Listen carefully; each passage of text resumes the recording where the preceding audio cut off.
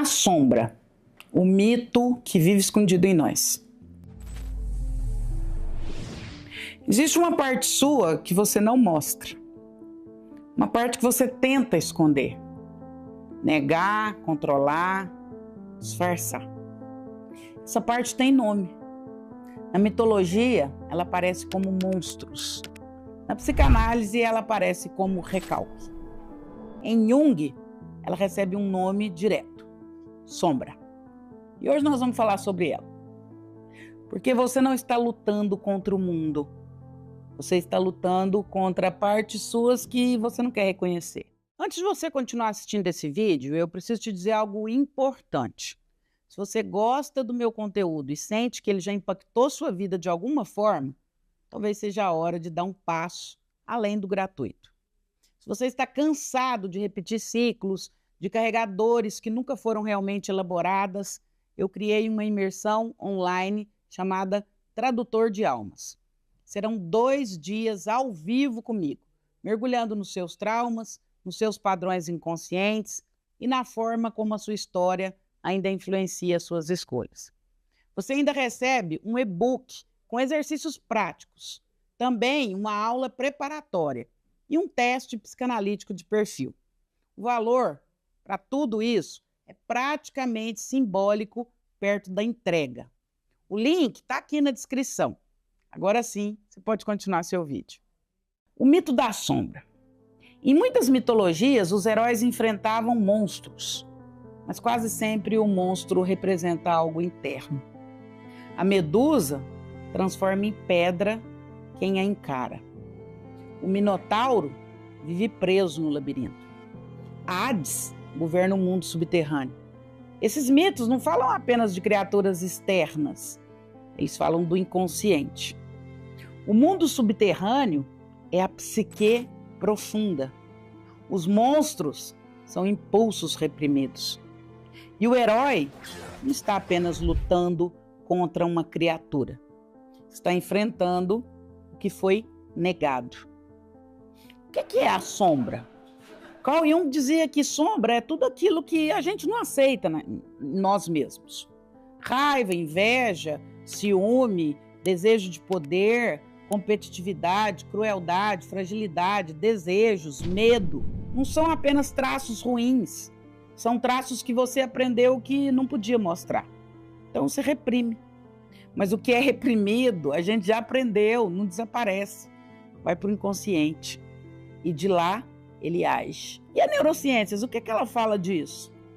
Quando você sente algo que considera inaceitável, o seu córtex pré-frontal, a sua área de raciocínio, tenta inibir a resposta emocional. Mas a emoção não deixa de existir. Ela apenas perde acesso à consciência. A energia permanece no sistema nervoso e a energia psíquica precisa sair por algum lugar.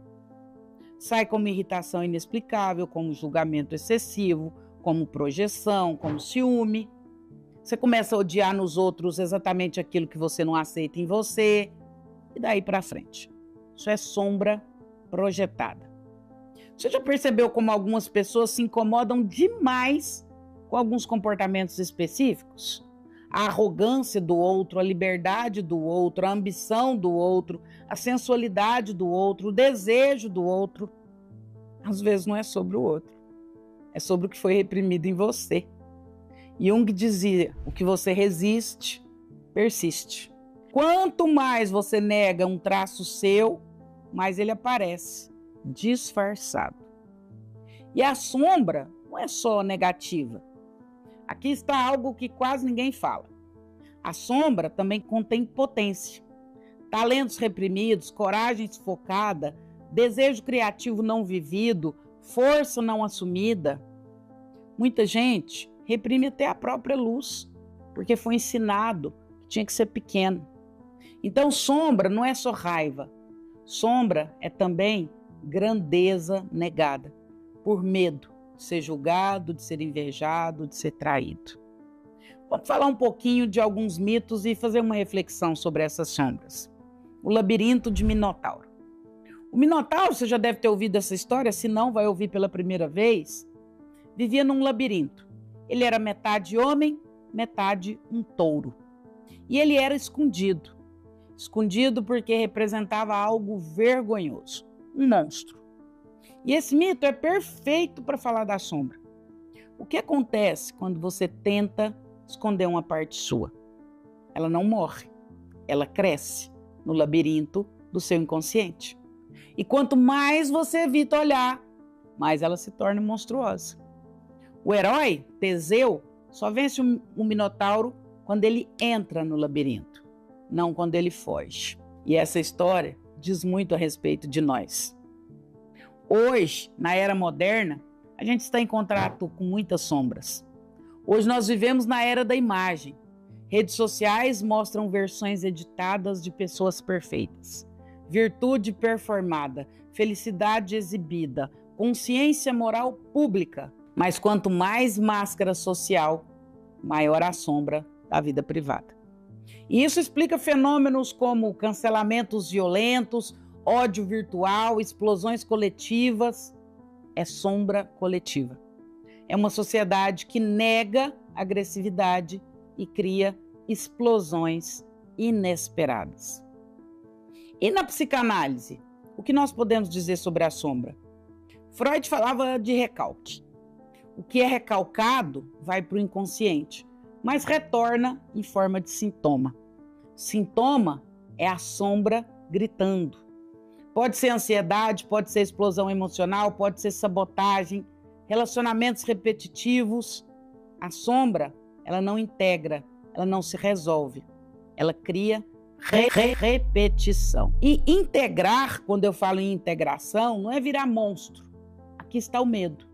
As pessoas acham que se reconhecer a sua própria sombra significa virar cruel.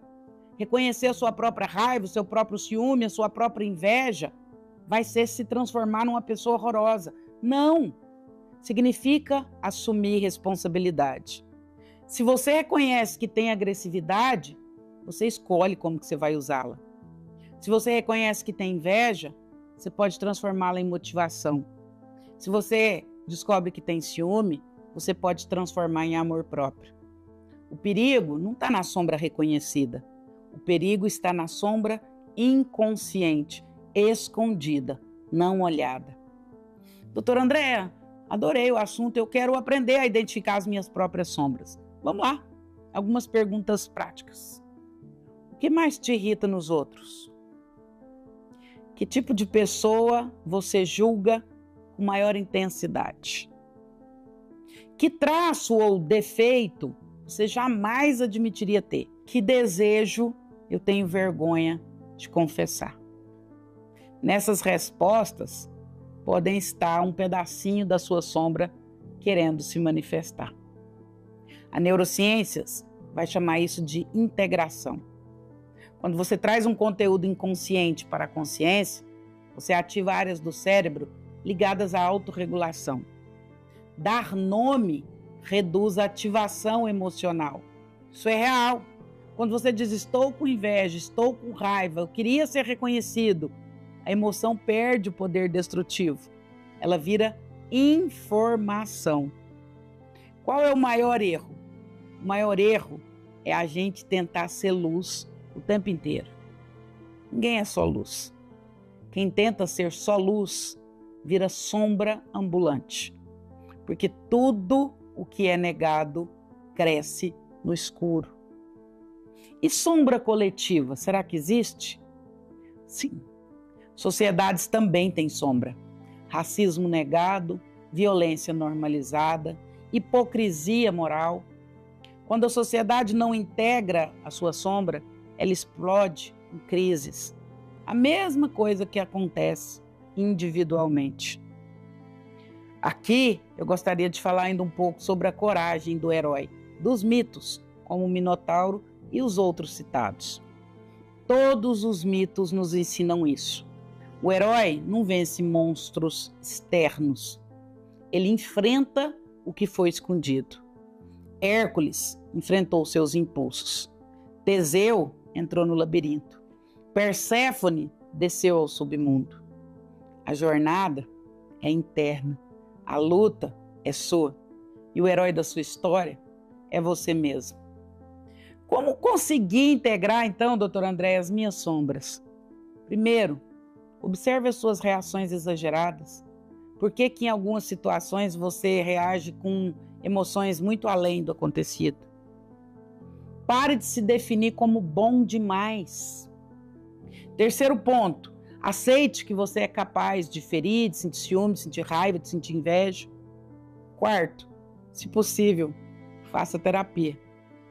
Quinto, escreva sobre emoções que você evita. Não é sobre se culpar, é sobre amadurecer. A verdade é que ninguém é dividido entre bem e mal. O ser humano é um pouco mais complexo. Quanto mais você integra a sua sombra, mais inteiro você se torna. Porque o perigo não é ter sombra. O perigo é fingir que não tem. E talvez a pergunta mais honesta seja: você quer continuar lutando contra os seus monstros externos ou você vai ter coragem de entrar no seu próprio labirinto? Porque maturidade começa quando você para de fugir do escuro e aprende a caminhar, mesmo com ele. Se você gostou desse vídeo, quero te fazer um convite carinhoso. Aqui é um canal de democratização de saúde mental. Talvez esse vídeo ajude algumas pessoas a se entenderem melhor. Se você se inscrever no canal, o YouTube vai entregar esse vídeo para mais pessoas. Agora, se você curtir, compartilhar e comentar, aí é só alegria. Inclusive, eu quero interagir com você aqui nos comentários. Então, se inscreva no nosso canal, fortaleça essa rede de democratização da saúde mental e caminhe comigo a partir de agora. Grande beijo.